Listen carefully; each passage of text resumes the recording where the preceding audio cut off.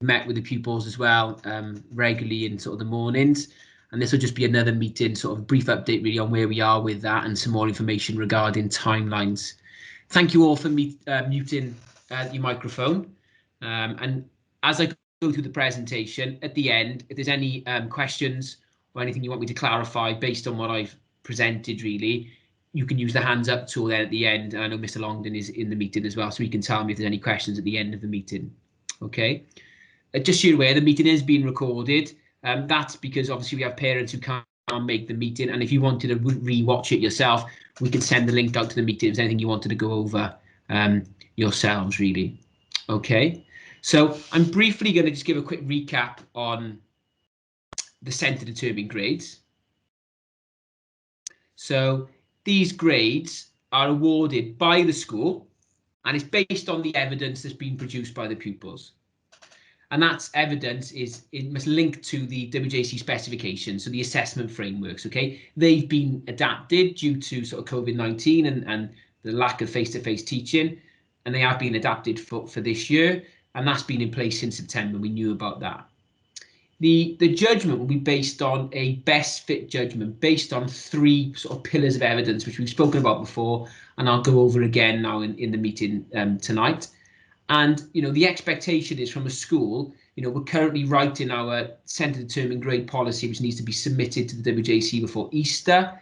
And we have, you know, we will have real sort of internal quality assurance throughout the process at every level of this sort of centre determined grade allocation, in terms of at subject level and at a sort of more senior level within the school. Just to be clear, what centre determined grades are not, they're not awarded to sort of show a potential of what a pupil could achieve, or they're not based on a prediction. You know, these are centre determined grade based on the evidence that the pupils have produced, and they're not similar to last year's centre assessed grades.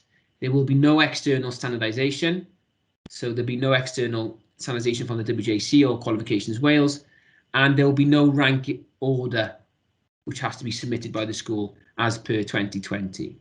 Okay, so there's no algorithm this year. The grades that are put in by the school would be the grades that stand barring appeals, etc., from you know, pupils, parents, etc.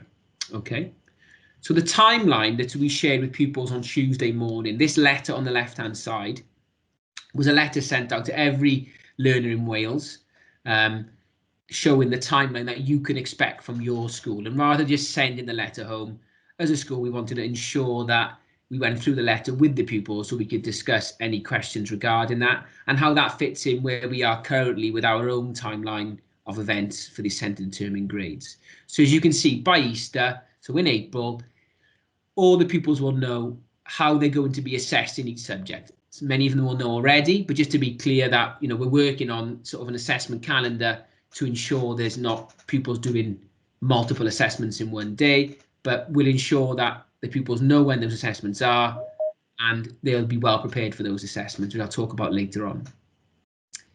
As a school, then, in May, we will give out data capture. Can they hear me now? So that's... Yeah, they'll be also using it. Can we put it, go on mute, please? Okay. That's okay, thank you. So at May time, you will receive your report, and well, the pupils will receive their report, and that is another indication of where the pupils are learning, you know, working towards. You know, those reports are not the centre determined grade, you know, but they give a good indication of where the pupils working and where they're going towards. You know, things can change, things can go up, things can go down, but where they currently are, it's another report in May, which will give you the fine grade, you know, A3, B3, C3, whatever it might be, or C1, to tell you where the pupils are and where they're currently working at. In June, then, the pupils will receive their provisional centre determined grade. So in the week commencing June the 21st, the pupils will receive their grades in their subjects. So in year 12, they'll receive their AS grades, and in year 13, they'll receive their A2s, their A levels. Okay, that is new. Now, that the reason for that is you will have, it says there in June on the left-hand side, you will have an opportunity to ask for your grades to be reviewed. Okay, now I don't envisage there being any reviews, hopefully across the whole, we didn't have any last year with year 11, and hopefully we're in that same situation again. But if there was an opportunity to be reviewed, you would have an opportunity there up until June the 30th to review your grade. Now, obviously, that would be based on the evidence available, and that would be an internal review within the school, and we would have to explain how we've come about to giving a pupil a certain grade. So, for instance, an A grade, this is the evidence used in history to give that grade. Okay. Once that review process has been finished, grades may have changed.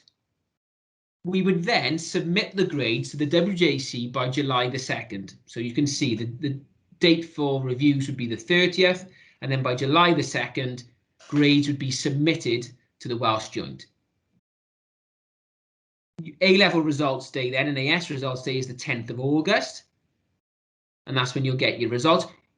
You would know your results already from June, but that's when you formally get your results. That is the results day. They're still provisional in many ways until then, you know, because they could be reviewed by yourselves.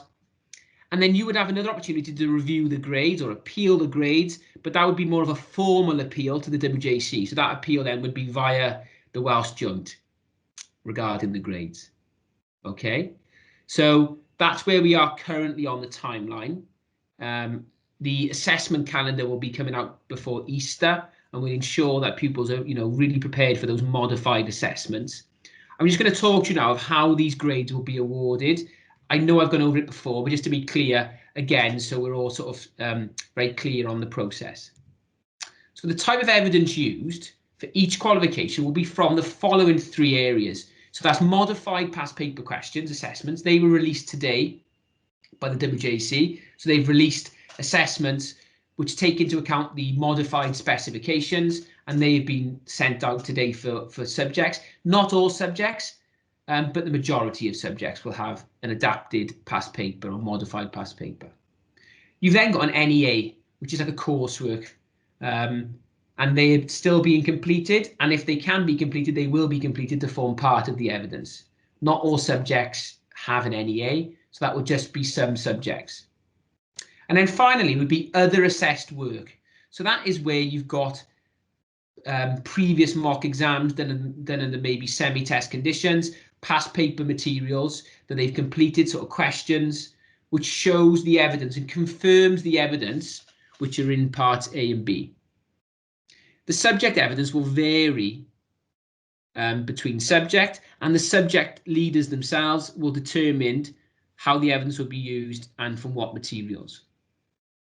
And then when they make a decision, when teachers and when faculties make a decision are based on the evidence available, it'd be a best fit judgment. So if pupils had, you know, varying degrees of work at different grades, it would be what's the best fit for that pupil. A lot of the time they could be consistent and they're in the same grade in every piece of work they've done. But if there's a range, it would be the best fit grade based on the evidence available. Okay. So the adapted past paper questions, for example, they would need to be hitting the specifications, so the key skills that I mentioned already, and there's some examples there at GCSE, sort of algebra, geometry, same at A-level in mathematics. The volume of these evidence will vary. Some subjects will have longer adapted past papers, and others, and that is just the nature of the subject. The schedule for these past papers, or these adapted past papers, will take place in the summer term, and we're working on that, and the pupils will have that before Easter. So this will be after the summer term. And I really want to stress that these are not mock exams. You know, these are not mock examinations. The pupils' grade, you know, they're not going to sit in we're not just replacing the exams that they're not doing with a new exam that they're going to do in school. It doesn't work like that. This is just part of the evidence in line with the other things that they would have done, and that will all form part of the judgment, okay? But these assessments will not take place maybe in one sitting, so it's not like an exam. They might take place over 3 lessons or 4 lessons, and they would be doing it, and they'll be fully prepared for these assessments so they can show their best potential. But the key point is the pupils are working towards these assessments so they can show their, you know, how well they're doing and get the grade that they deserve. That's the most important thing. So the controls to these would be similar to NEAs. So they would really be integrated within the teaching and learning, and you would be assessed on the work that you've done, not on work that you haven't completed. And they would be done on a schedule that we have sort of put in place. So, the pupils will be fully aware when they are happening and what the content is needed for those assessments. The second type of evidence that will take into place when awarding the grade would be an NEA. Again, this doesn't exist in every subject. My own subject, it doesn't exist in mathematics, but in all cases, when NEAs are completed, they're lower than the actual exam in terms of the weighting. So if you had a full qualification, the NEA might be 20% and the formal exam might be 80. So when awarding the grade, that would need to be considered when staff are determining the overall grade. Also, you can see there practical elements of qualifications, do not have to be complete.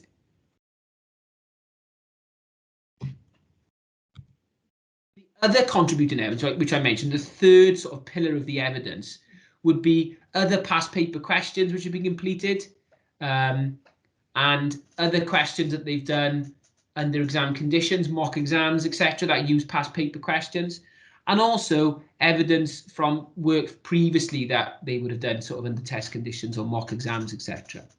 The key point of Part B is the judgment couldn't solely be based on previous evidence that they've completed, as students would not have been aware of the importance of those papers at the time. So therefore, awarding a grade based solely on that previous evidence would not be fair across the school, really, because it would be based on evidence when they weren't aware that this had such a key bearing.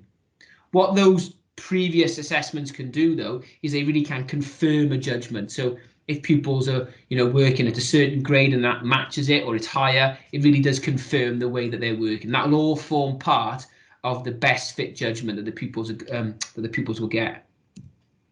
So you can see there from the diagram, the adapted past papers, the NEAs, and the other evidence all form the centre determined grade. And within that, we will have a really clear quality assurance process.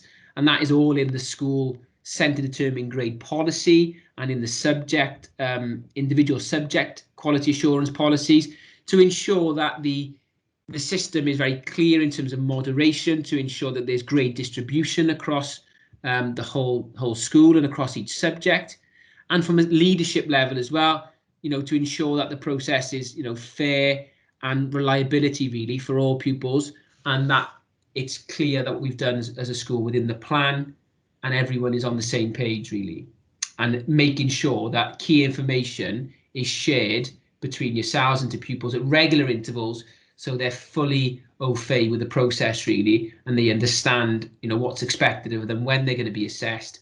And the real key thing is, it's great to see all the pupils back in school today, and it's really important that they take this opportunity now to really sort of know when they're being assessed, work towards those assessments and all the previous work they've done and NEAs that they're completing, and all of that will ensure that they get the grade that they deserve. And we're here to support them and ensure that they're fully prepared for anything that they need to complete now between now and when they finish really, when they're awarded their grades.